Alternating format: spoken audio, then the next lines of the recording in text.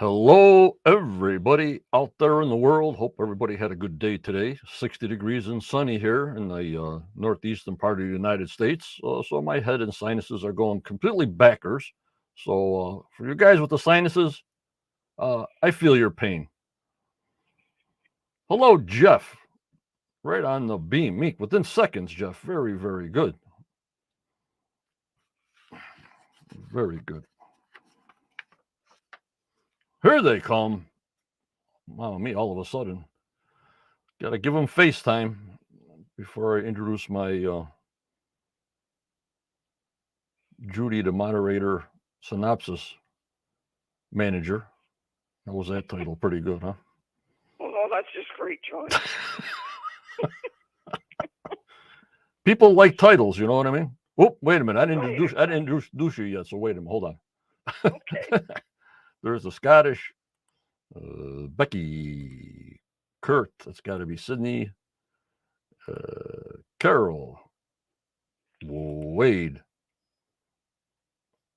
and Renee.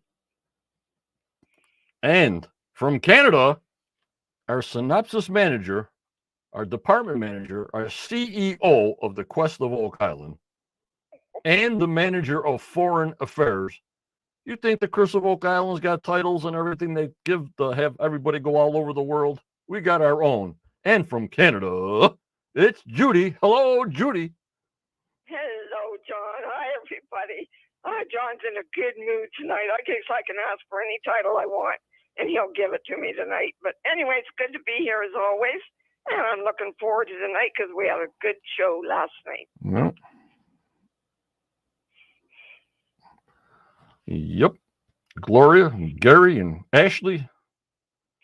Gary from the UK, across the pond. There's Ashley from across the states.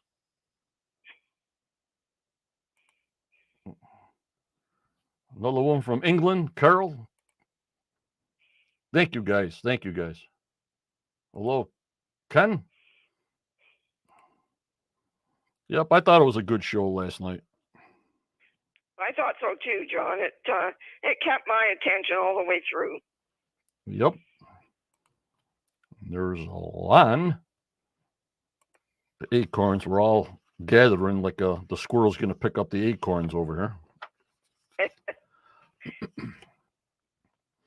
Tonight, last night was episode 13, Judy. So usually we average about 26 episodes.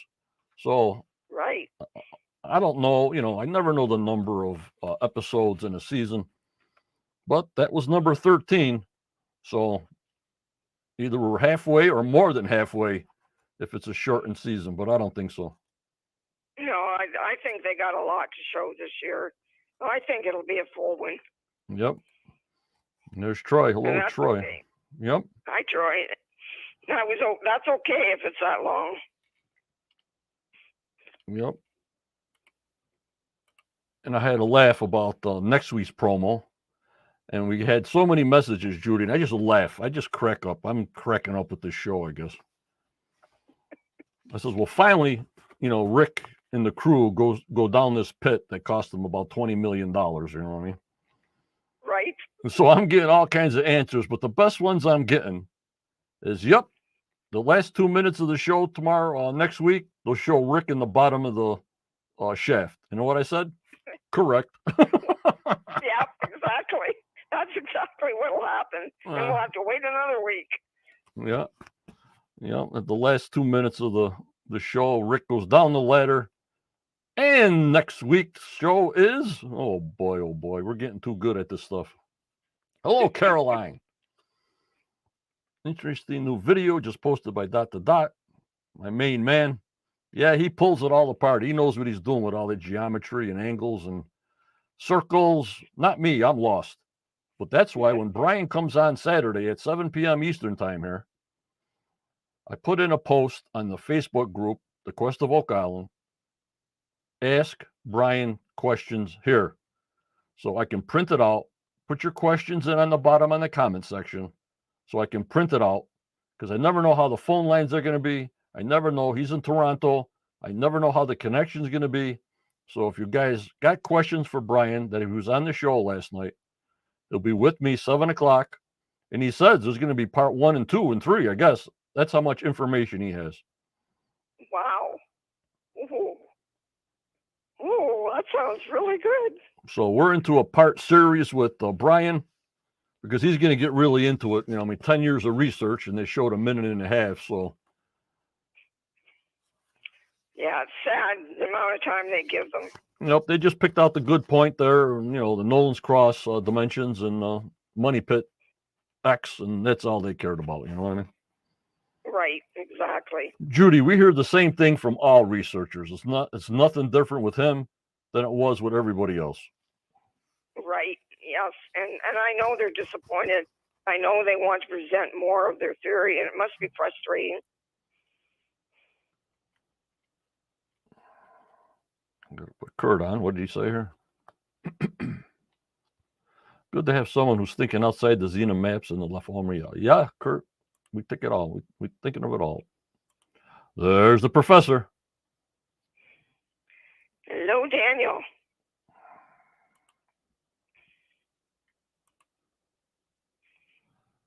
Has he been on before? Where? No, it's the first time Brian has been on the Curse of Oak Island show. And he picked our Facebook group to present his theory, which I appreciate him picking the best to come on with the best members, guys. Right, Judy? Right, I agree. John, he knows where to go. Yes, Ashley, we're getting the full volumes. And of course, he's got 2 books to sell. A book, I guess he says, is coming out next week or something on this Nolan's Cross stuff. And okay. If he's interesting, if it's a theory, if you guys want, pick up a book, another Oak Island book.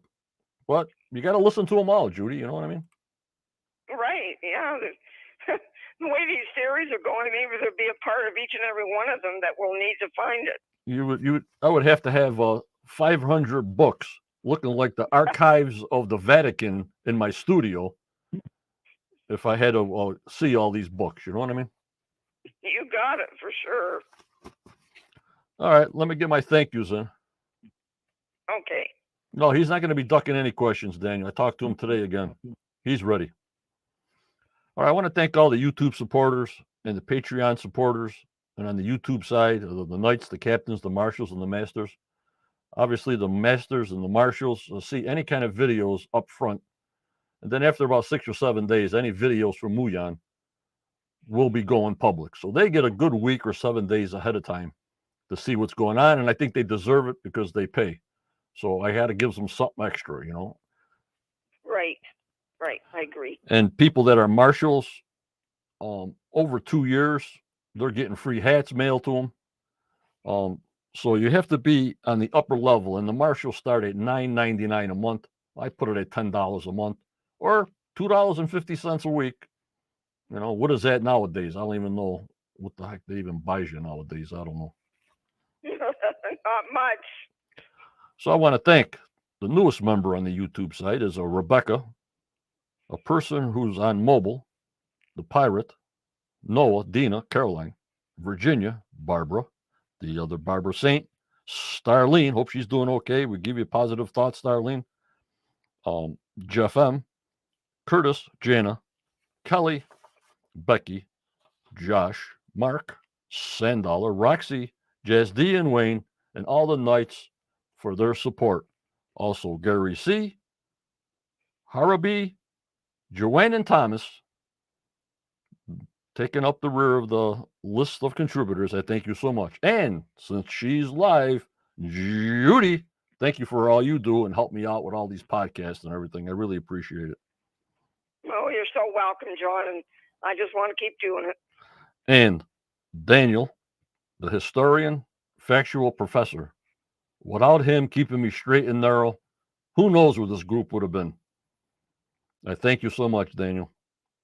Thank you, Daniel. And to our bird in the sky that's alive and well, seeing what we can see, I thank him so much for his professionalism and the quality of his videos are just unbelievable, Judy. Oh, they are. They're beautiful. I enjoy watching them over and over. Hello, Dina. I want to thank my moderators, Tammy, Judy, Daniel, Starlene, Michelle, Kathy, BC, and Tanya from Portugal, and our lifetime contributor, Chris Dona. Of course, I got to thank my main members. They all come from the Quest of Oak Island Facebook group, the 70,000 of those guys. My YouTube channel, and also Twitter, that we're live on Twitter. Also, we're about 23,000 plays on Anchor audio podcast now, Judy. So, wow, John. People must be exercising. Great. People must be exercising more and putting us on when they're on the what do you call it? The bikes or the treadmills or whatever the heck they're on. You know what I mean? Right, exactly. Well, sure isn't me anyway. Not me either. Next week, episode 14 is called "Getting the Shaft." So more Shaft stuff, as you know, that I posted that promo. Episode 15 on February 28th is called "Would You Believe?" So maybe they found something down in there that they dated or whatever. So we got some hype stuff coming up, and I'm excited for it. It's new stuff, something new. You know what I mean? Right on, John. I'm ready for it. Maybe they'll get into some different areas, which they are beginning to do a bit. Yep. I don't want you guys to forget that Brian Farrell will be on with me 7 o'clock next Saturday night, Eastern time, Saturday the 18th. If you can't watch us live, well, you know it's always on the interwebs forever. And if you have questions, please put it in the Facebook Quest group so I can print it out and ask them exactly what you want to ask them, to the point. You know what I mean, Judy? Yes, exactly. Not from England.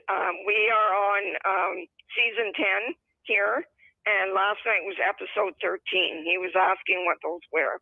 Okay. Hi, man. My head's on a swivel here. Thanks, Judy, for picking that stuff up. I'm missing some things there. Oh, that's all right.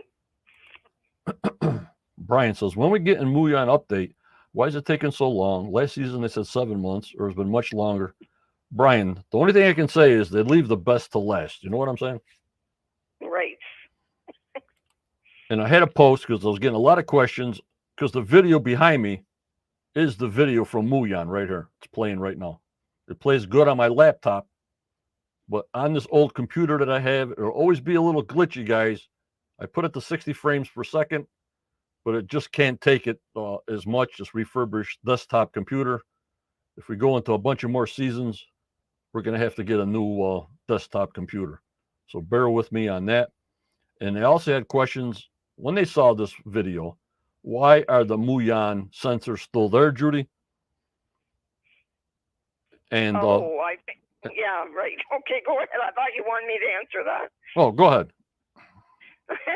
I think they're still there because they can't get them out of the ground because it's winter. Yep, and they got to fly in, and they're not going to do it in the middle of February. So that's what Doug Cowell said. I thank you, Doug, for your response on that. So we get it right from the source. So whatever information was coming out of those sensors, obviously is done, Judy. Yes, thank goodness. And hopefully by the end of the season, we'll have something. And Gary says, well, I got to leave this for Kathy. Muyan data will be the hook for season 11. Yep, and this box looks like, and goodbye. Shake your hands, leave the war room. Oh, good one. Right. Good one. But with the Muyan video, because I'm fussy, I'll always post it separate. We'll have it in chat here, but I'll always post separate, so there's no glitches, there's no shutters.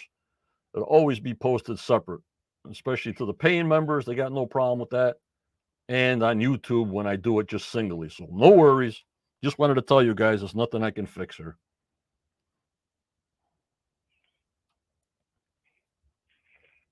Matt, we don't know where you can watch the full episode. We know it started in the Netherlands, but I don't know where it has started in England. Right. You have to go to whatever kind of History Channel is or a streaming service that you have to pay. We have no idea on that side, Matt.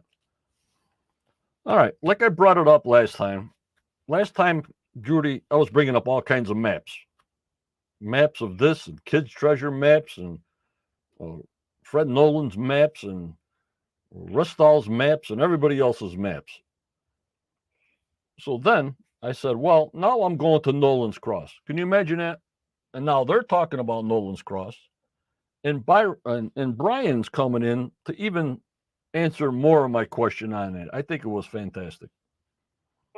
Yes. That's amazing, isn't it, that it worked out that way?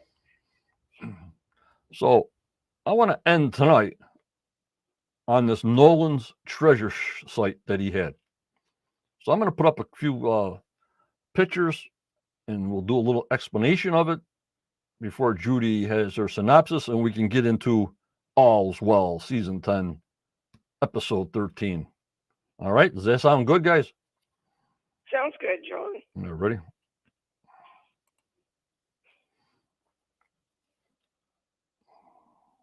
This is from William Croker. He has a book out long time ago. I don't even know the dates. And this is Fred Nolan's treasure pit or treasure site. Can you imagine that? No, I can't. Wow. No swamp treasure site. No money pit treasure site. No anything other treasure site, but Fred Nolan's treasure site. Is that on his property, John? Yes, it's on some kind of hill. I was asking Michael from Dot to Dot. He said it's on a mound someplace. I was trying to get a location, but I never got it. So, guys, sorry about that. I'll have to get back to you on that. Okay. But the only thing I got to show on this is that triangle in his treasure map, that black treasure map that I'll get to you in a couple of slides. Okay. Now, I saw this. You know what this is, guys, right? Is that the LiDAR? There you go. Okay. Everybody asks me all the time, why don't they LiDAR the island? They did more scanning and LiDAR of this island more than the space ship up there looking at everything. You know what I mean? Right. Exactly. So I put that arrow in because it says, well, if it takes away all vegetation and we have 6-ton to 8-ton boulders, why doesn't it show the boulders? Yeah, you're right. Why wouldn't it? Hello, Henry. So Johnny's scratching his head, and I guess I found the beach boulder right there with the arrow, and that's the most solid, significant boulder that a lot of people go off of for their measurements. You see that little boulder there, that bump there under that arrow, guys? Yes. Gotcha.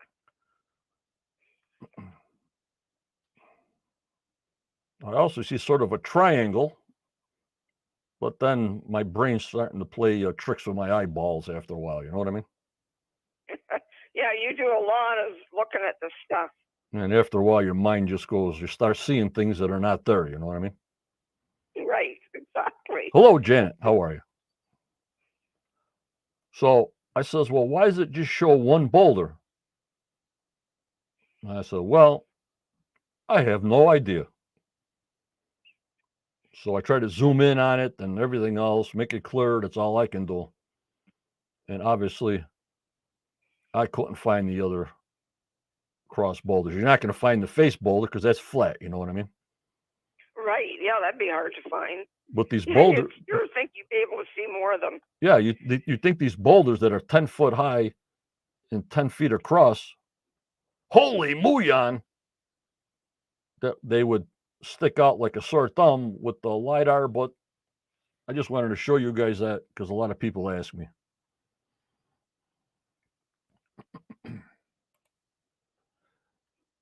And this is the pile of stones removed at the pit at Nolan's treasure site.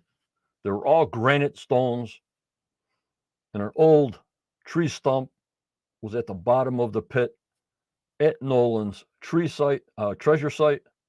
They were all granite boulders. One person said Dan Blankenship was saying that he bulldozed all these boulders over, Fred Nolan did. But they were all granite boulders. And it just seems weird to me that we should maybe go back to these sites and maybe just take a looky-see. What do you think, guys? I think that'd be an excellent idea because we know Fred did not tell them everything. Right. And we don't even know if Tom Nolan knows about this. He don't know everything his father did out there. You know what I mean? Exactly.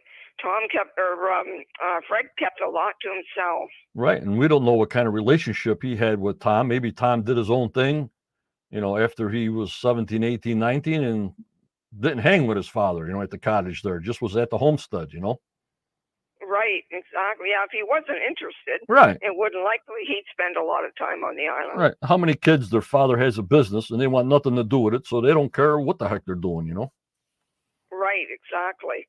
Happens a lot. Yeah. Yeah.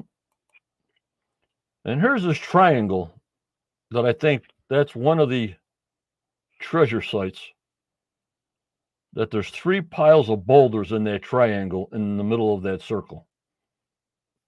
This is on Fred Nolan's treasure map. Wow. So those guys are always talking about angles, geometry, triangles, circles. Well, I got a triangle for you right there. 3 piles of Very good. pirate boulders, they were called. Could be, Tim. Oh, what does it mean? What does it mean? Yup, Janet. Here, let me put Janet here. See, I don't have her on YouTube here. Hold on. This is Janet. I think that Fred really did some damage that can't be undone. Maybe even destroyed some clues. Yeah. Yep. Yep. And it's possible the Fellowship has also destroyed some clues that they have no idea they did. Mm-hmm. Hello, Jackie. All right, then we had these guys come in. They were stone masons, not masons. Maybe they were masons like Charles. I'm not sure. But just to show you the size of those boulders, look at the size of these boulders. Well, people are standing next to them. Wow, that's big, isn't it?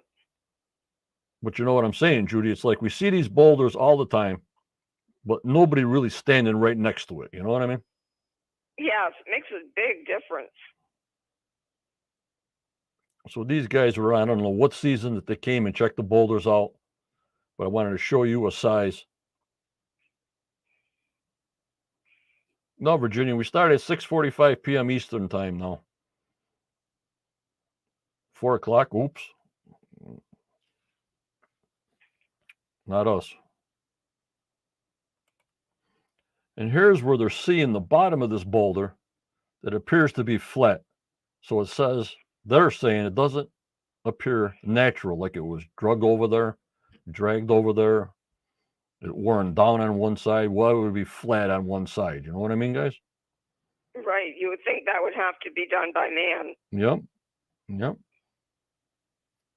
But just the mere size of these boulders. And then we'll end our discussion on Nolan's Cross after Saturday. Then I don't know what I'm going to focus in on. Maybe the money pit shaft. I'm not sure.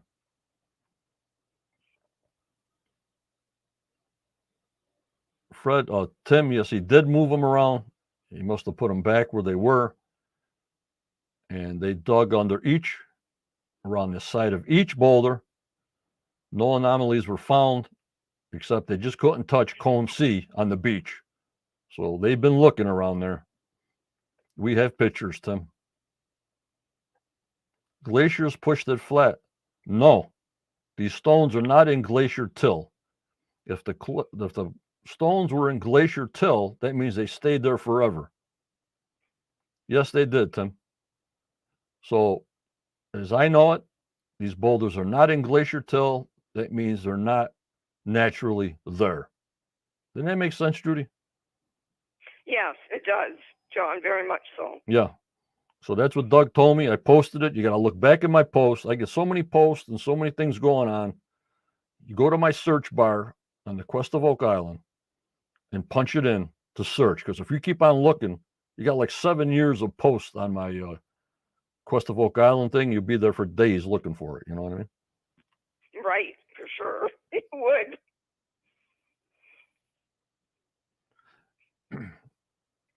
Yeah, but Janet, did he move them and put them right back? As a surveyor, I plot everything before I move anything. So if I move something or pick something up, I put it right back. I might have moved it, I might have picked it up, but I would replace it in the same spot it was at. I mean, what are you going to do with a 10-ton boulder? You're not going to move it very far. No, for darn sure you're not, even with a machine. Yeah, you're not going to move it 10 feet just to look underneath it. You know what I mean? Right.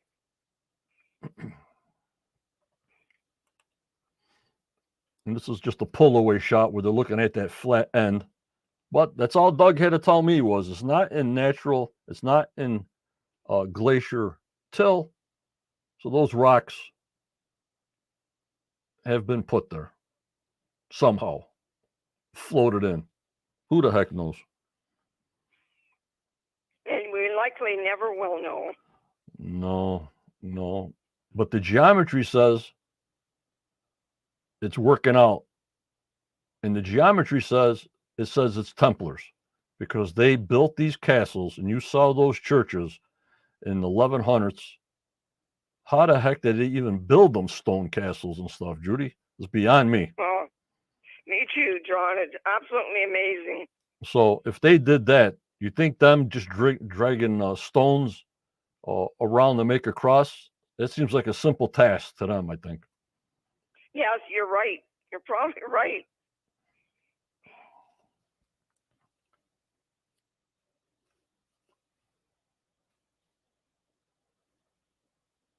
Could be, Janet. Could be. Alrighty. Well, that's what I got on Nolan's Cross. The boulders, that was driving me crazy. And like I said, we'll have Brian on Saturday night at 7 p.m. to straighten me all out or get me more confused than I am already, or my head will just explode. Well, let's hope it doesn't do that, please. All right, Judy, you got your wine ready? Well, I just took a good drink of water, so I hope that does it. All right, we're going to get Judy's picture up here and get her with the synopsis, because I got screenshots to go through. And we'll go from there. Let me get Judy's picture up here. Hold on.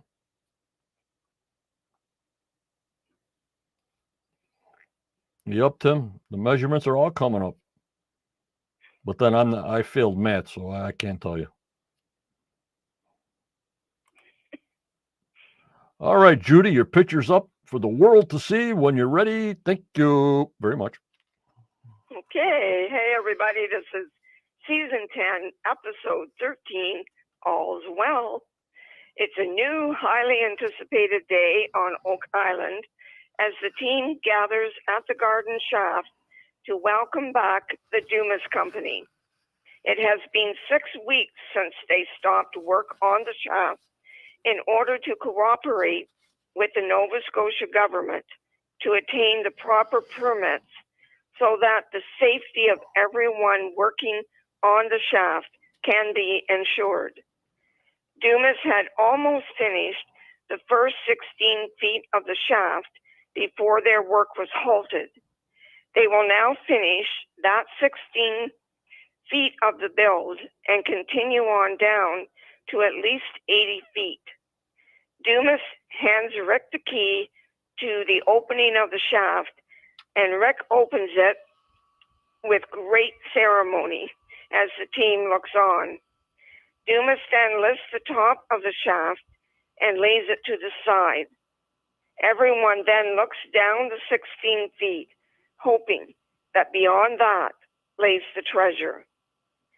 A short while later, just 30 feet to the west of the shaft, in the area of the blob, Ian and Paul are taking water samples.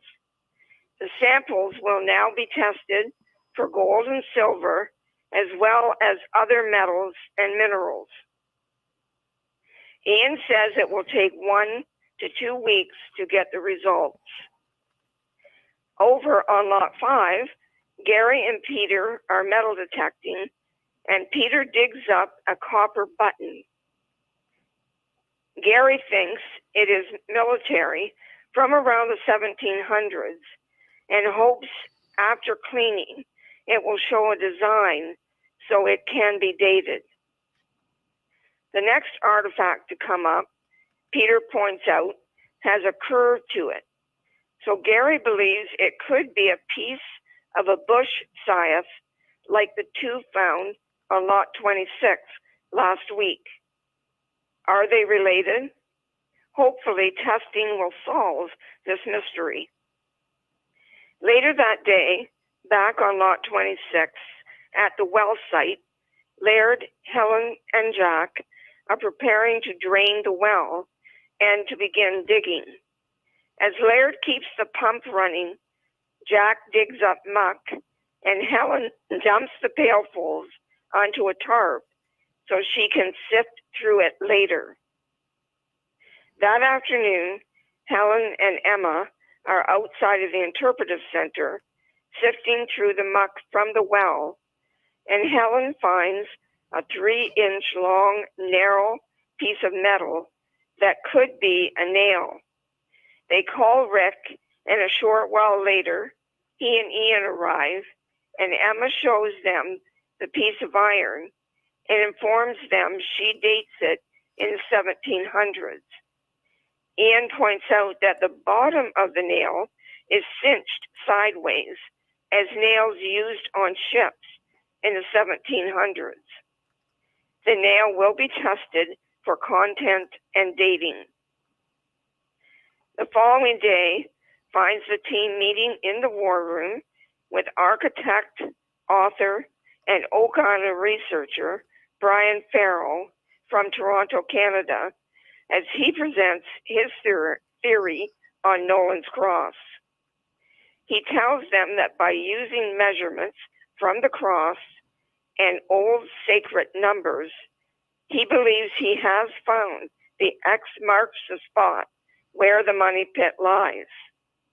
These numbers have been used all over the world for centuries, and they are 144, 288, 360, 432, 720, and 864. He points out that the Templars used these numbers in all of their constructions. Using the cross and the sacred numbers, Brian forms lines that all come together at a spot just west of the garden shaft where he believes the money pit to be. Excited, Rick says they cannot drill on this spot until the Dumas Company completes the building of the shaft. Please join John this Saturday night, February 18th at 7 p.m. Eastern Time for his interview with Brian Farrell to get the details, the detailed explanation of Brian's theory. Later that afternoon, in the lab of Dr. Christopher So in Halifax, the team arrives with the 2 pieces of bush cypress found on lot 26 and the iron nail from the well, also on lot 26, for her to test in the SEM machine. She tests the bush cypress first, and they show to be iron with no manganese. They are pre-1840. She agrees that Carmen's date of 1650 is the likely date. The nail proves to be iron as well, with no manganese, but has a large amount of phosphorus in it. She dates it from 1600 to the late 1700s, and since it is headless, it was probably used on a ship. The nail, she informs them, is one of the oldest artifacts found on Oak Island to date. Later that afternoon, the team gathers on the deck of the interpretive center to be updated on the test results of the pieces of bush cypress and nail. Peter, Emma, and Charles relay the data, and the team is happy with the results. They pull a Marty and tell Gary to get out there and find some more. As a new day dawns at the garden shaft, the Dumas team have completed the first 2 8-foot sections of the shaft and are ready to start digging out more muck in order to build the third 8-foot section. The first grab of muck comes up, and is dropped into a box so the team can sift through it later. Rick excitedly extols that each grab could hold an artifact full of data to lead them to the treasure, and he can't wait to get down into the shaft. What will Rick find next week as he descends into this mysterious shaft? Stay tuned, fellow questers, and in the meantime, stay safe, please. Thank you very much, Judy. Very professionally done, as usual. Thank you so much. It'll be posted Thank you. in the Facebook group, in the YouTube dashboard, and on Patreon later this evening. Very, very good, Judy. Thank you, John. I hope it helps everybody. Yep.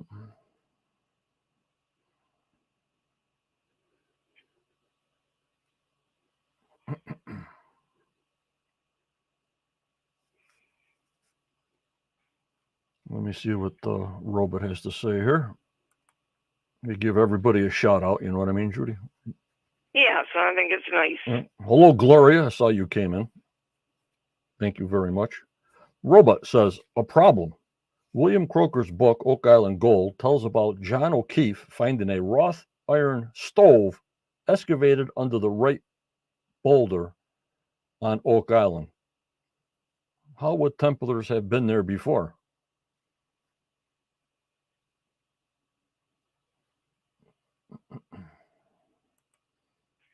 Then Mr. O'Keefe worked for Nolan. They moved several boulders, aligning them as they thought as a cross. Today's satellite imagery shows they did not return them correctly. But we need proof that they were moved. We have no proof that they were moved in different locations and not correctly. You're saying from the satellite imagery.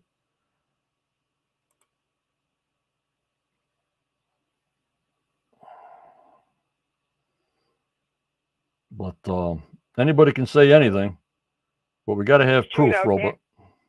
Yeah, Daniel's saying exactly, Robot, so he must agree with him. Tell us more, Daniel. They moved several boulders, aligning them as they thought as a cross. I know they found the stove under one boulder. I agree there.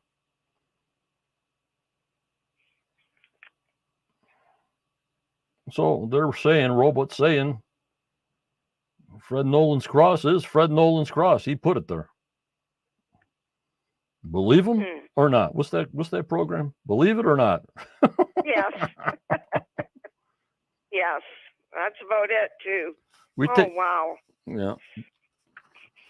But all our members here, they dig so much into theories and research and things you don't know. People help you know more. But you got to make sure they have backing of that. And the only backing I need is Daniel, the Professor Spino. And that's all I need, Judy. Right on, John. And he is saying right here, researcher Paul Broklowski saw Fred move them. Paul was 100% reliable.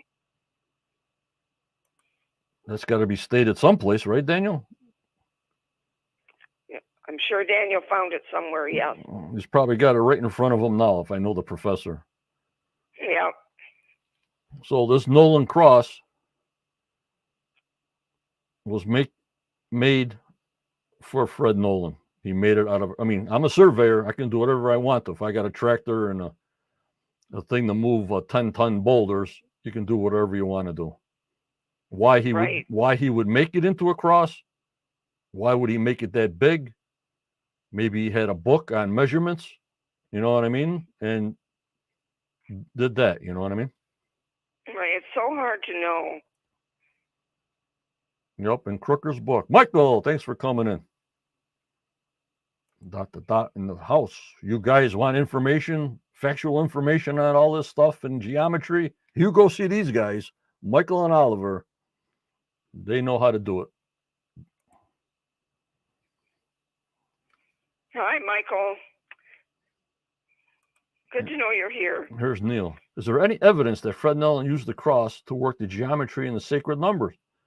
Neil, if you have the numbers and you're out there on your field, you just plot them where they went, and they probably plot them out of the sea boulder in the sea and went off of that. You got to go off a benchmark. You got to go off the starting point. You know what I mean, Judy? Yes, exactly. There's got to be that point.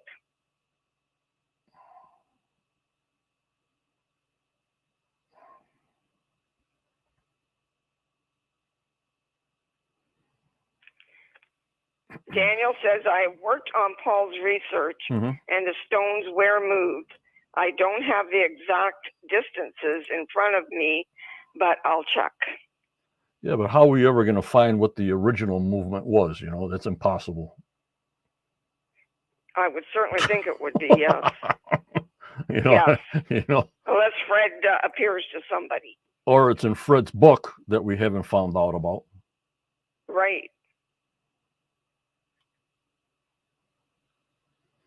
Robot, what do you say now? I believe the cross was there, but Nolan arranged them back into a cross, but now not how they were. Okay, Robot, thank you for this information. We'll see what Brian says. We got to ask Brian these questions because he's going off the cross. So better not me to speculate. We're going to ask Brian himself. You know, Judy? Yes, I'm interested to hear what he has to say because he sure seems to be sure of what he has come up with. Here's Michael. ... Cone A was moved 30 feet. I love these members. These guys are fantastic. Oh, wow. Wow. Satellite imagery. I mean, before 1981, when he said he found them, so he had to do anything we had to do had to be before 1981, right? That's the only date we got to go by, Julie. Right, yes. He said he found it in 1981, so it had to be done by 1981. Daniel says Paul left very detailed records.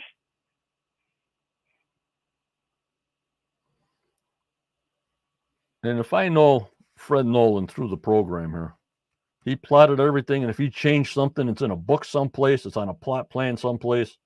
The old-time surveyors, I always had the book in the back pocket and the pencil in the ear. Yes, exactly, John. Yeah, he was such a mystery, Fred. It's hard to know what he exactly did.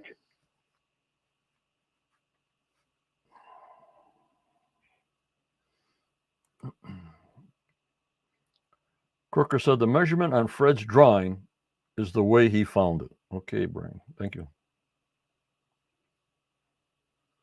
Oh, okay, good. Hello, Gary.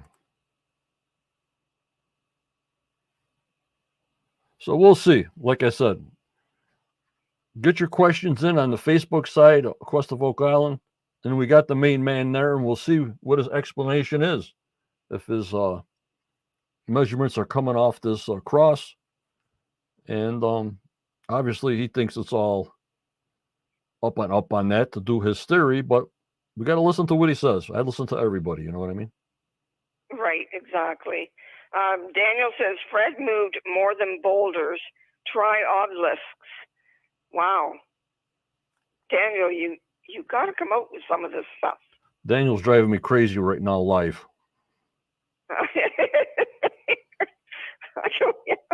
Yes, he is. But we need pictures. We need video. We need pictures. We need screenshots. We need statements. We need something on this Nolan's cross. This way we can present it Saturday. We got the main guy coming in on Saturday to see what he says. That's all I'm thinking about, Judy. I don't know. Right, exactly. And I said to Daniel earlier, please call in on Saturday and talk to Brian. I hope he will. Well, if he don't, I can print out all the questions and just read them. You know what I mean? Right, exactly. Sometimes I can't get a good connection up there with people calling in and then listening to the phone line. Not me and you here. It's like you talking to the person that's on chat. You know what I mean? Right, yes. Unbelievable. This Nolan's Cross, I think we're still going to, I was going to put it away, but you know what, guys? I think we're still going to be on Nolan's Cross after Saturday. Yeah, I think you better leave it for a bit. I think so. And Tim, that's a good question. Daniel said they showed one of the obelisks in season 6 in the interpretive center. Boy, Daniel, I don't remember that. Again, Fred could have not done this alone. Where are his helpers? Are they alive? Well, true, Tim. Like they found that one guy from Dan Blankenship's. He came out of nowhere to show about the docks in the bay. Remember that guy? He came out of nowhere. Yes, I remember that. Hello, party. I hope you're for the party.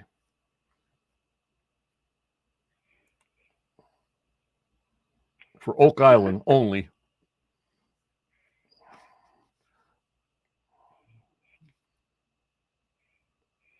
All right, let's get some screenshots going here. I'm running late. Oh, my God, 50 minutes in. I didn't even get to the screenshot yet. Well, Nolan's Cross is a pretty good, interesting subject. Lordy 40. Holy Muyan. I'm running late. One more thing from Daniel. He said that Fred thought that the obelisk was a survey marker. Oh. Okay, Daniel, that makes sense.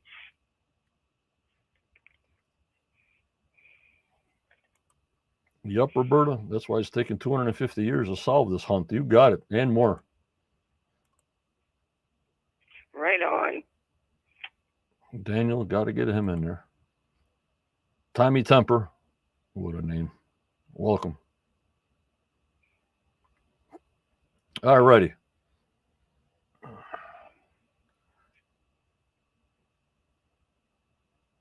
Now, you realize I was getting a lot of talk time that I was thinking of when I was doing my screenshots.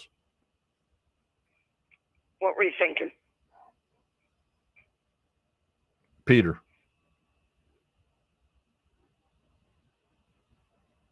Peter's been doing a lot of talking now. So they got him talking up a storm. Don't you think so? Yes, big difference. Yeah. And Alex is much more active too, I've noticed. Yeah, Peter has really come out of himself and seems more relaxed on air. They must have gave him a raise. Oh, that could be. Hello, Scott, my main man. So he was talking up a storm, and even in the laboratory, he was talking up a storm. So Peter got a lot of talking in because nobody else talks on the show, to tell you the truth. How much do they talk? You know what I mean? Right, exactly. Yeah, it was good to see him take part like that. Because he never said anything. He didn't say peep. He didn't say anything. You know what I mean? Right. Yeah, hardly ever. He almost seemed afraid of Gary at times. Yeah. Oh, my lordy 40. What things I've noticed, of all things, him talking more. I don't know. But I noticed it too. Yeah. All right, here they are driving to the money pit. When the Dumas were back in town. I see you, Tommy. I hear you. There's my main man, Doug. I had to give him some FaceTime there. There you go. Good to see him. Garden shaft. I still think if that's the entry point or something after all this time, I'll just like I'll be shaking my head. You know what I mean? I think we all will, John, to think it's that close to the Women's Memorial where they didn't look before. You know, sometimes things happen for a reason and you don't know why. Yes, often does. Yep, and when you build this memorial, subconsciously they're just putting it around the money pit. Unbelievable. But we'll see. I mean, they tease us. They give us the hook. So you got to watch them. You know what I mean, Judy? You got to watch them. Sure got it, John. Look out for that hook. Yeah, we got 10 years of hooks in me. So there they are. at the garden shaft, ready to be unlocked, like Judy said.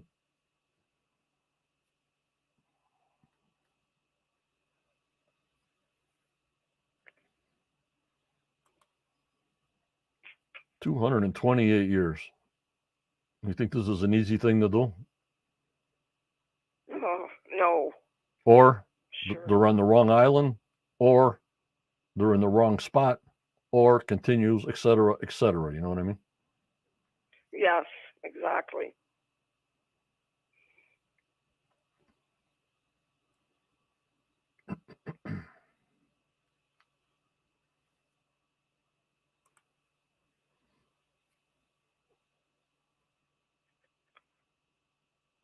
There it is, nice and close. I always wonder what those signs said. I guess I know what they say now.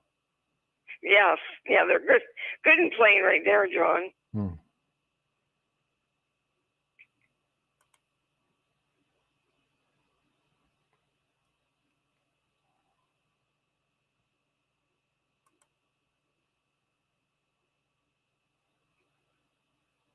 And there they be.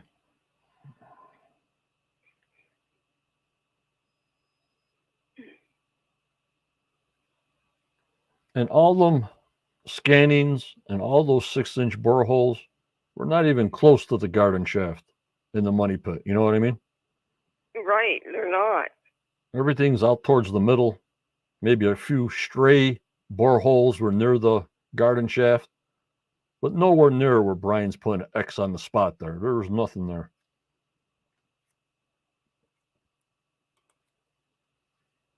Hello, America. She's saying hello to us, Judy. Oh, hello. Well, hello there. There, they lifted the top off of the garden shaft. Of course, I look all the way around. I look in the back. I look down the road. I look in the bushes. I'm looking all over the place.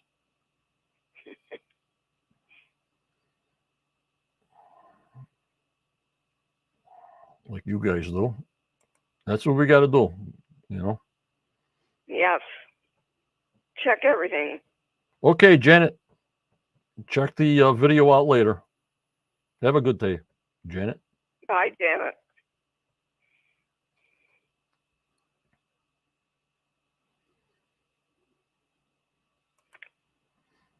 And there's Paul.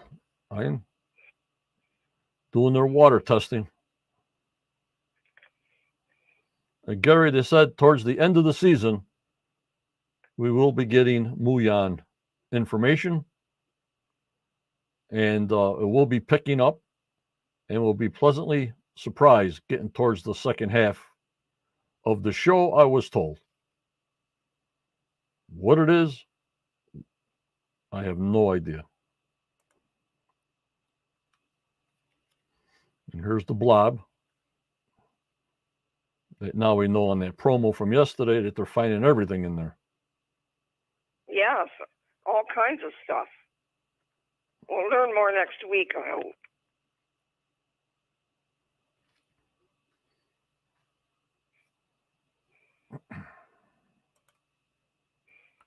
And here's this spot on lot 5.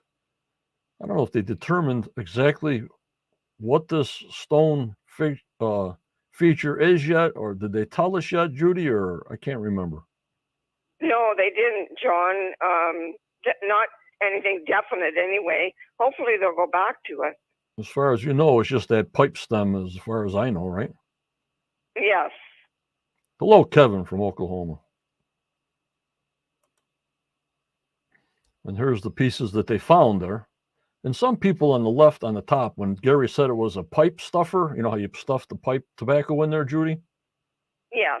I'm getting a lot of replies and PMs that that's a valve out of a motor. A small valve, maybe out of a tractor, not a, you know, like a tractor would be up there, a farm tractor would be up there. You know what I'm talking about? Yes, I do, John. But I never thought of that, but it could be. Yeah, like a small, not lawn tractor, but I don't know, a little digger, a little backhoe or something like that. I don't know. We put it all out there. You guys decide, but Gary said it was a pipe tobacco stuffer.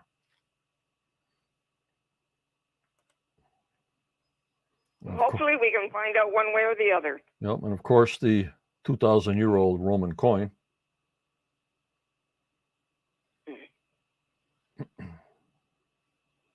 Yep, Kathy. Then they found a button. But at least they're not teasing us. Before they used to show this and not that little bump on the one end and make us hang that we think is a coin. You know what I mean, Judy? Right, yes.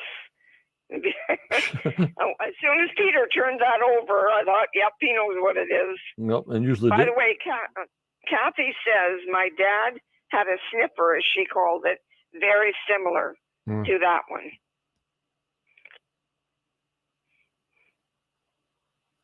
I hear you, Robot. I just put it out there. What everybody says. Hello, Dan. Hello from Bloomsburg, PA. Please, hi, Dan. Welcome. Please subscribe if you can on the YouTube side or join the Quest of Oak Island.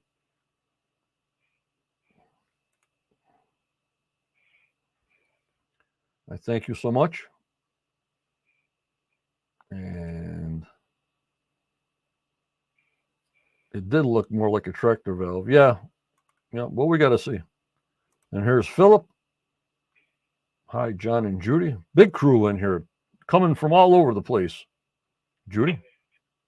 John, that's great. It's so good to hear from all of you. Yeah. And usually they show us this, right? Once it comes up on your iPad, they'll show us this. Is it a coin? Is it a button? Then next week, we'll see what it is. But at least now they're saying, oh, it's a button. They flip it right over. I think they're improving on that types of deals, Judy. I hadn't thought about that, John, but you're right. It is much nicer this way. They're looking for some kind of insignia on these buttons to date it. But I like the show is not really teasing us as much as they used to. That's my own personal opinion. Maybe they finally listened.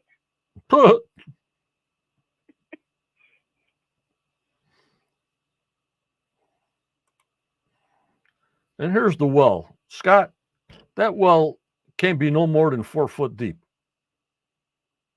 You see when Jack put the fence post digger in there? Those things are only about 6 foot long to get the muck out. Could that well be deeper and it's so much muck that it filled up? Or is it that shallow? I'm wondering, John, if it's been filled in. Well, if they put something in there, hid something, would they have covered it up? Yeah. Yeah, if they filled it, yeah. You know what I mean? They had to fill it up. You don't have a well that's only 4 foot deep. Right, exactly. And Rick thinks there's a chance that something was hid there. Yep. So either, the tide coming in, filling it in, storms, obviously, because you got a pond right in front of it, Judy. It'll fill up fast, but who the heck knows? But I was surprised that it was that shallow and full of muck that close to the surface. Right. Scott's wondering if it was used for watering the oxen.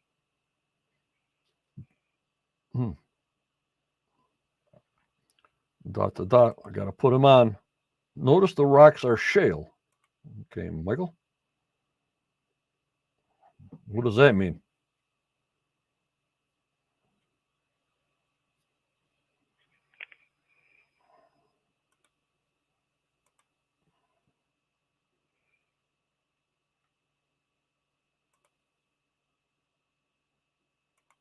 So we'll stay on here.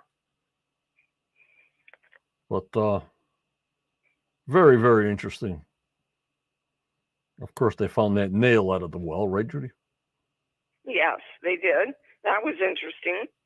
A heavy nail. So how the heck did that get into the swamp? The well. Yes. So, I don't know if they found anything more on that scale table with the fencing to get all the muck out. But I was surprised they didn't have a pointer on there. Yeah, they should have, really.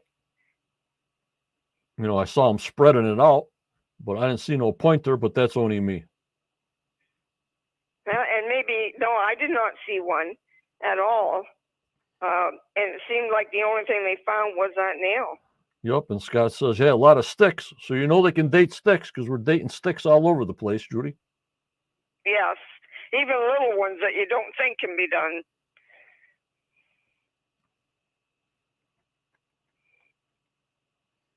Yep, Face, that's too much for me too also, the Shakespeare codes and the cryptic things and all that other crazy stuff. It might be relevant to the upper people, but for me, just confuses me more. That's Daniel's thing. Yep, that's what I got Daniel for.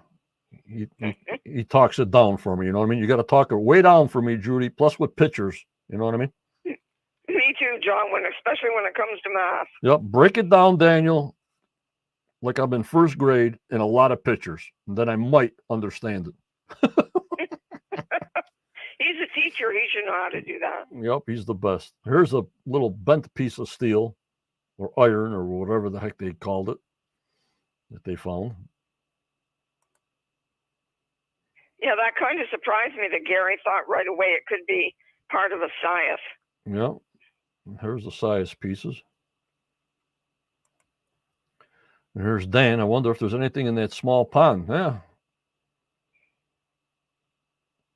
I would drain everything, you know what I mean? If you're going to drain the swamp, you drain the pond, you drain everything, you know what I mean? But who knows with permits and everything else? Yeah, that's the thing, too. Especially with ponds and everything, the environmentalists, they go crazy when you try to interrupt the natural state of something. So you got to go through that a lot.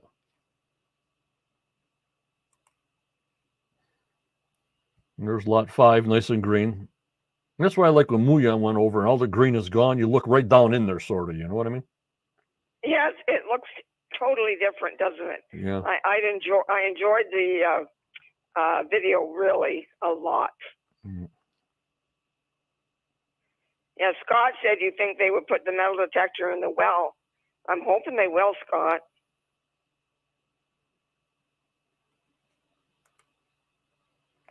Why would they go through all that trouble, Memorial? To hide it, Daniel. The only thing I can think of.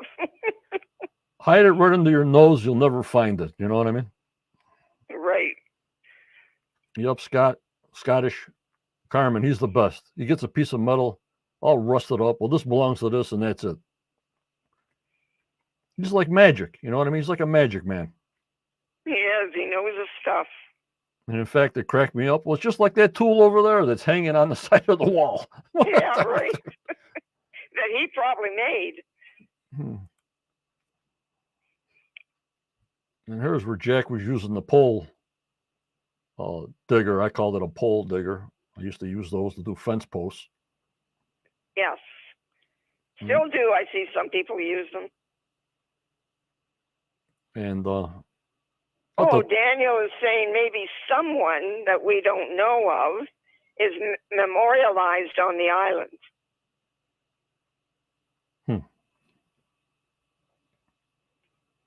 I think Daniel's research is taking him somewhere.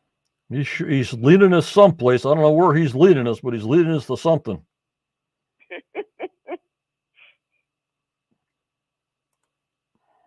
And there they there they are, dumping the muck on a tarp, but I don't see no metal detector. I don't see no pointer. No, not there, nor when they were going through it at the interpretive center did I see one. But, they show us what they show us. They probably did it because right now, if there's a void or something, they're throwing cameras down. They're throwing sonar down. A lot of it's not TV worthy, but if it is, they show us, Judy. Right. Date those sticks, Scott said. Let's see, they charge I don't know how much they charge, but give them 10 sticks, you might owe them $50,000 to have them tested. Who knows? Ooh. And the pirate says the shale lining in the well could be from the shale mining for shale oil.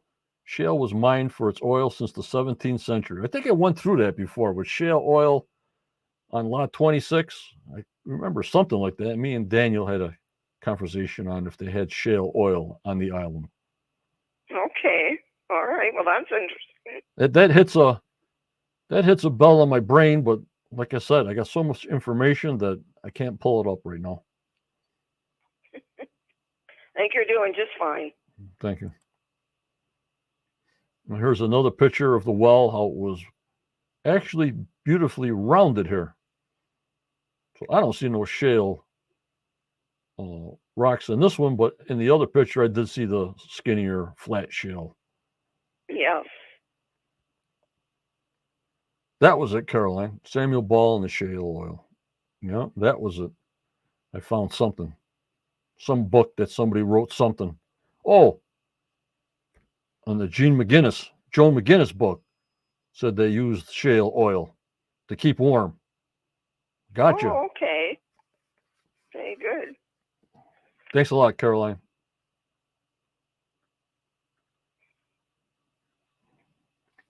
Yep, Gloria. There's not much we don't talk about, I guess. Scott says that the shale could be the small stuff at the bottom, maybe. Mm-hmm.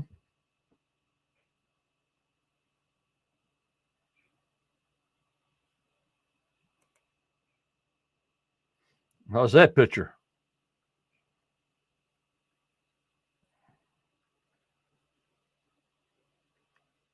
Oh. Somebody PN me, John, what? I see a silver bar in the well. I go, what? What'd you say? I think he thought that gray, you see that gray sort of rock on the bottom of that big flat rock? Yes. I think he thought that was a bar of silver because it looks like there's a number 29 on top of it. Wow. Look at the big rock in the middle. You see it? Yes. Then look at the gray rock right underneath it, the silver rock with the number like 29 scribbled on it. I see it, John. That is funny. I'm sure that's not what it is, but it would be nice. Then of course I gotta look, I gotta zoom. I go, what the heck are you talking about? The show's making me see things more and more. You know what I mean? Well, that is interesting. It really is. This is a nice screenshot, nice and clear. If anybody wants to take a screenshot and look for more details on these rocks, I don't see no triangles. I don't see anything. But I had a look. Obviously, they wouldn't have shown it if there was a bar of steel. A silver bar there. They won't show us like this. You know what I mean? No, I'm sure they wouldn't, would they? But then you never know. That would be too soon. Yeah. Oops, we screwed up the cameraman. What the heck did you do? We weren't supposed to show that till season 32. Yes.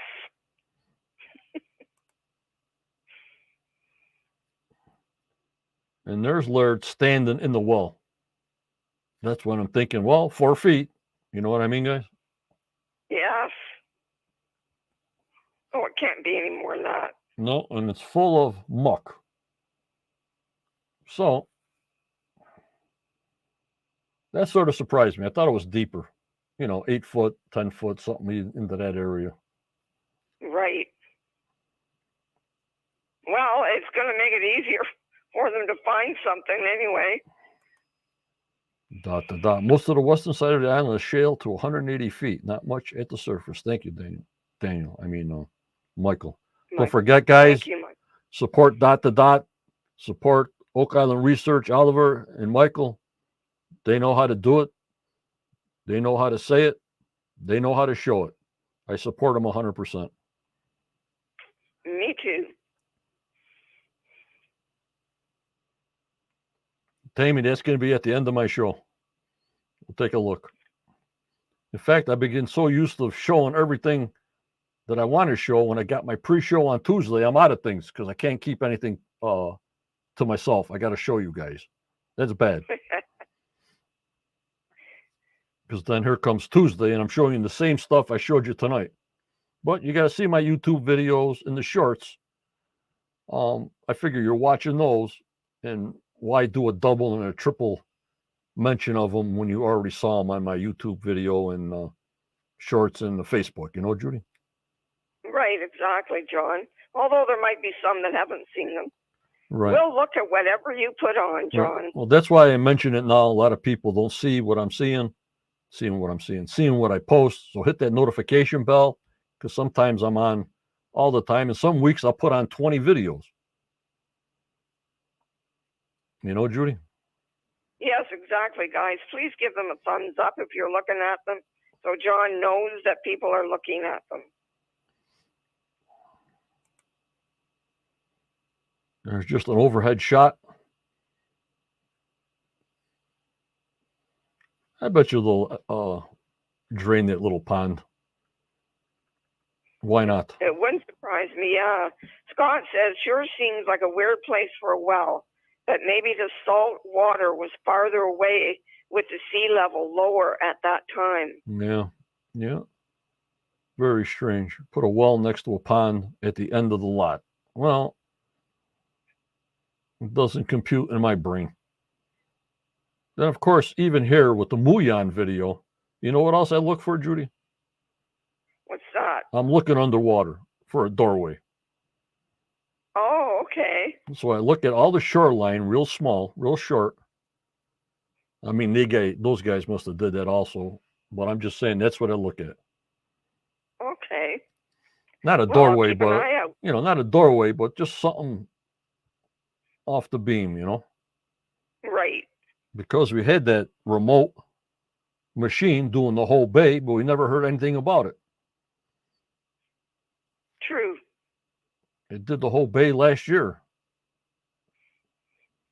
That remote machine there. But yes, who knows what happened to that? Exactly. They must not have found something, John, or you would think they would show us. Or they got to get permits if they found something. Who the heck knows? I don't know. I just keep on looking.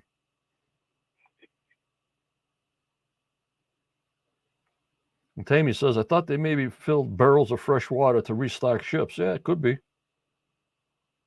We still don't know. You know, you got the eye of the swamp. That's a spring. It's probably got salt water in it mixed. And here's the nail they found. In the well now. There she be. I thought it was interesting when they said that if that nail is turned at the bottom, that it probably in a ship. You'd think if they went through wood that it wouldn't be bent on the bottom. It'd only be bent if you took it out. You know what I mean? Unless they bent it after they put it in. To hold it, yeah. But I thought the ship's wood would swell and any kind of attachment you would put on a wood. You know, I mean, not on the deck of the ship, but that would get wet too. That the wood itself would swell, and any kind of attachments you would put on there, like wood dowels and stuff like that, would just swell tight. You know what I mean? Right. Yeah, Scott said he thought it was a weird-looking nail, the top normally a little wider. Now, Dr. Preshow did say that she called it headless. Yeah. I had never heard that term before.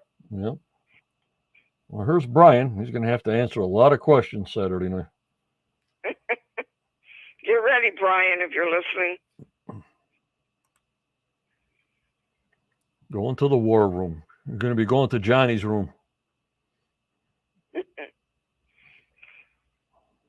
He's psyched. He can't wait to come on. He's psyched. Oh, that's good to hear. Good. Well, we're looking forward to it. Yep.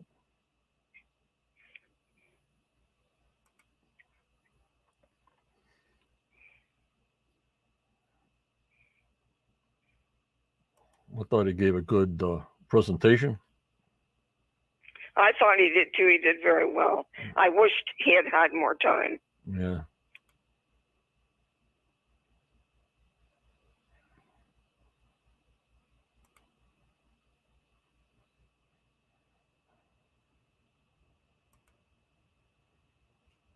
Am I in the way?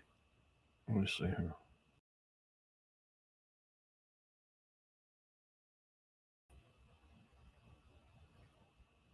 I have no idea about these sacred numbers at all. I had never heard of these numbers before. I have never looked at these numbers before. Only like the 360, like a 360 degrees, and that's about it. All the rest of these numbers mean nothing to me, but to a mathematician, I guess it's the encoding sacred numbers in geometry, guys, that I have no idea what they're about. I don't either, John. I was surprised. I have heard of sacred numbers before, but I never knew what they were. So it'll be interesting to hear what Brian has to say. Scottish wild man. All add up to 9. Base 72. Hey, Christopher Morford. Thanks for coming in. Hi, Christopher. Excellent researcher. Chris Morford. Follow him. He's got a Facebook page starting, I guess. He's got a group on YouTube. Give him some love. Ashley, me and you too.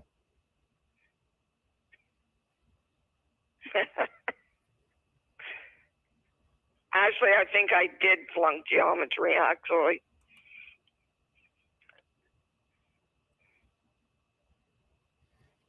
You know, Christopher is saying, I think, what he means is that of these numbers, the base number is 72. If that means anything to anybody out there.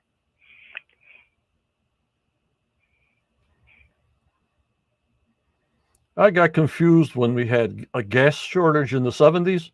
I don't know what day was odd and what day was even.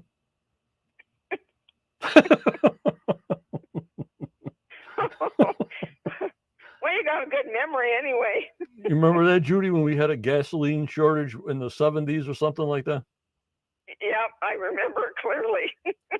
I couldn't know, is my number even or is my number odd to get gas? So that's how bad in math I am, guys. Oh, shoot. Uh-oh, Christopher's coming up with some big stuff here. Stars shift 1 degree every 72 years. Oh, we're getting deep.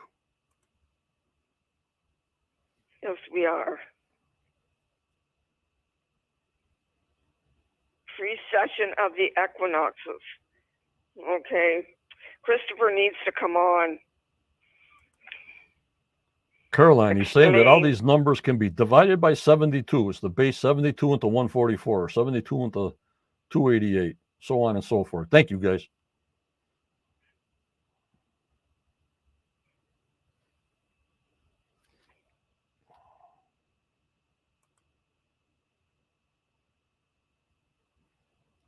He's saying these numbers are encoded in Nolan's cross. Lordy 40. And look at the scowl in Tom Nolan's face. Yes. He looks really surprised. It's like, what do you mean? He's probably thinking, wow, my dad did a lot of things I didn't know about. Well, you're always welcome, Christopher. Anytime you want to pop on, you're only a link away to pop on with me. You're always welcome.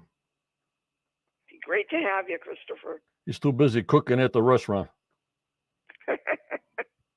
Very nice restaurant down there in Myrtle Beach. Ooh. Oh, that'd be nice. And the sites in Nolan's cross, the numbers of Nolan cross are encoded in many of these structures.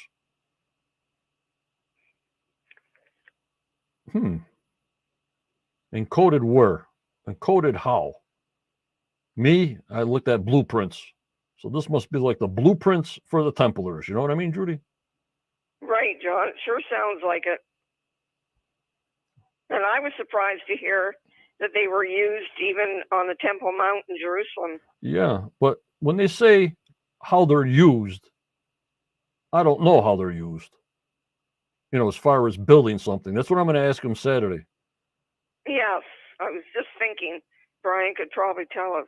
You know, I go by blueprints. I'm in civil engineering and stuff. You go by blueprints. Well, the blueprint says there's so many feet this way or rods or whatever, and then you go by that. How the Templars built these buildings by these codes, that's what I want to break it down to. You know what I mean? Right, exactly. And Christopher says he's driving at the moment and that it's a great show.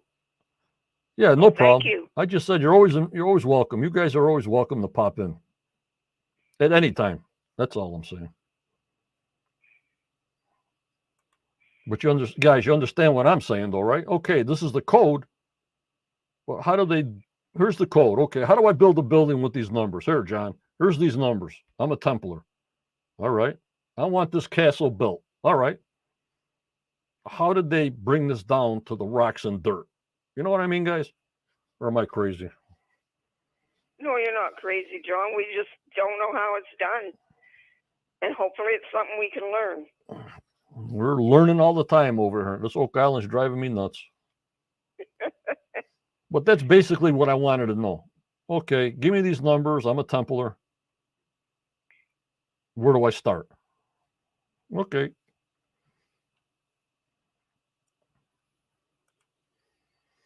And of course, all of his lines hit the old X marks the spot, right near the corner of the garden shaft. Money pit, the vault, whatever the heck you want to call it, I guess.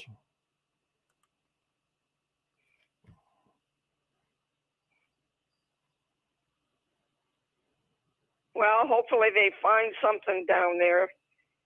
It's been a long time waiting. I hear you. I hear you.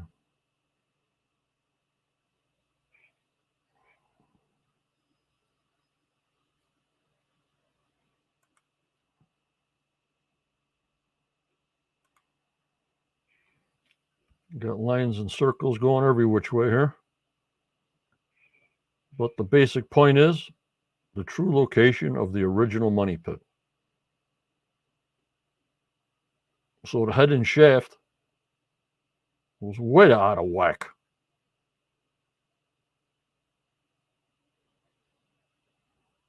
Right? The chapel shaft and the head and shaft is nowhere near the garden shaft.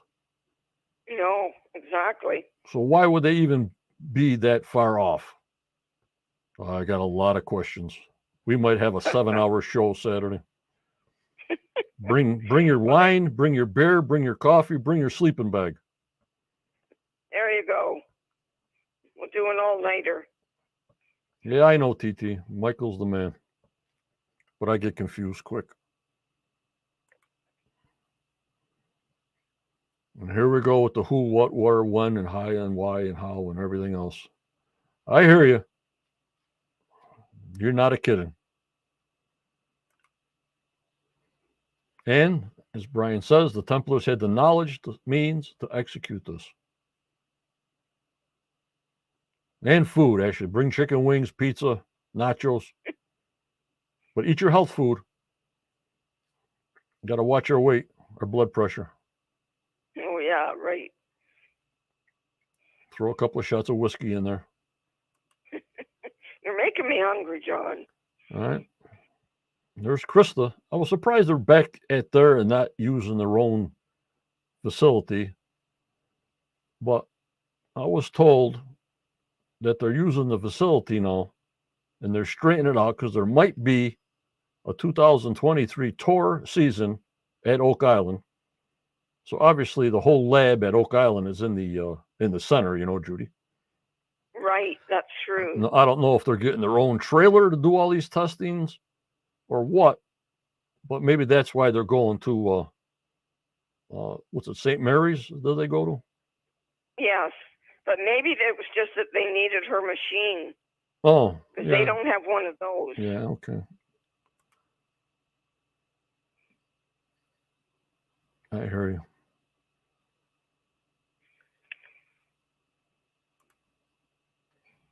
We've seen these two for many years. Yes.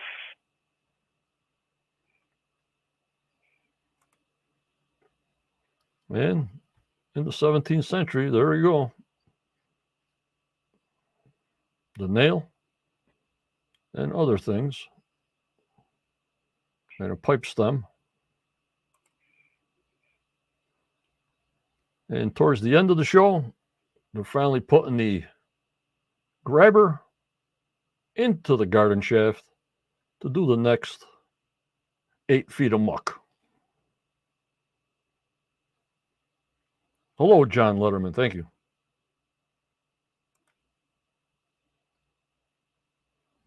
And that's it. So we're going into next week promo that you see on my YouTube channel and the Quest of Oak Island channel and on the shorts, that they're actually going down in the pit. Unbelievable. It is. It's nice to know it's starting, and Yep. we'll go from there. Yep. And then, let me see here.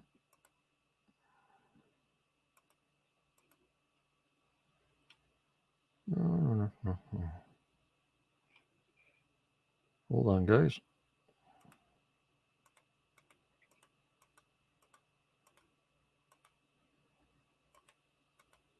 Oh, man. Then I download it.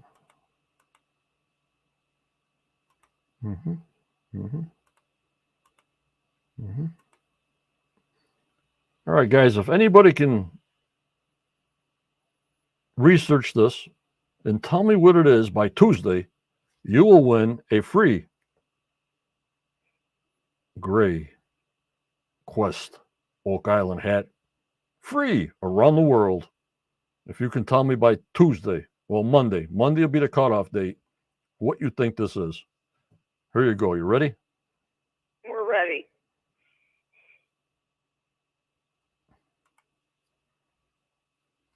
Daniel, what did Daniel say? Something flew by here. What did he say? Yeah, he said that he wants to know, when did Muon first fly and show the garden shaft work? Garden shaft work. You mean when Yes. Billy first put the backhoe in was in March of last year. There you go, Daniel. With Duma, we'll have to find that out by past videos. Just look at my past videos when you first see the yellow hatch. But as far as Billy had the backhoe in there, was it March of last year before they even got the mining company in there. So what do you think, guys? Ooh, it's kind of scary looking, John. I know. I don't want to get no nasty comments in there. I'll ban you all. Looks like a pile of dog. No, don't put that down there. We're more professional than that, guys. You know what I mean? Right, exactly. An Easter nest candy. Oh, Daniel. Yuck, Daniel. Hello, and Annie. Cindy says a chocolate cookie. I knew Ashley was going to say something because she has her scooper with her dog there. But you know, the metal detector went off, guys. This is a free Quest hat mailed to you free around the world. If you could tell me what this is by Monday night at midnight, and if they say what it is on Tuesday and you got it right, bingo, you win a hat. There you go, guys. Daniel says those aren't jelly beans. It looks like you can see a wraparound iron piece. Can you see that tube? Can you see the tube on the bottom and the tube on top, and it's sort of cut off the tube? You see the tube. Right. And you see a orange whatever on top. Ashley, a red Japanese beetle trapped in mud. And Dan says it looks like rings. So there's rings of this stuff, I think he means. But the inside, it's not loose rocks. It's not loose pebbles on the inside. Otherwise, it would fall right out.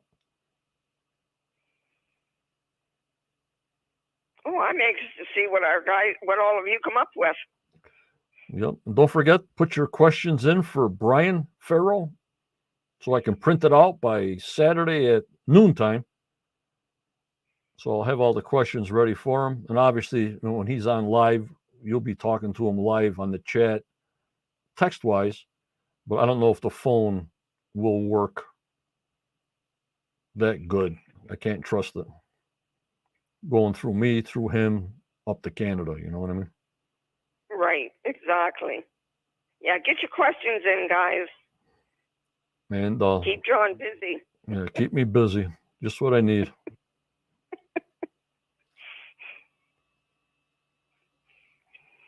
So that's the prize right there.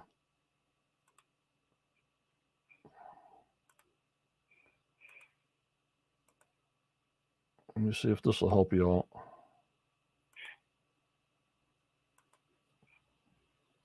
That don't really help you out, but I'm giving you a shot. You know what I mean? Right. Oh, okay. Looks a little bit more square. Yeah, it's not as big as it looks in the other picture. Just to give you an idea, the size in his hand, because that other one I got a screenshot and I put it cleared a little bit, and so I got a good shot on it. You know what I mean? Right. Well, Gary did get very excited, so. Yeah, he said he found treasure on Oak Island again. Yes, again.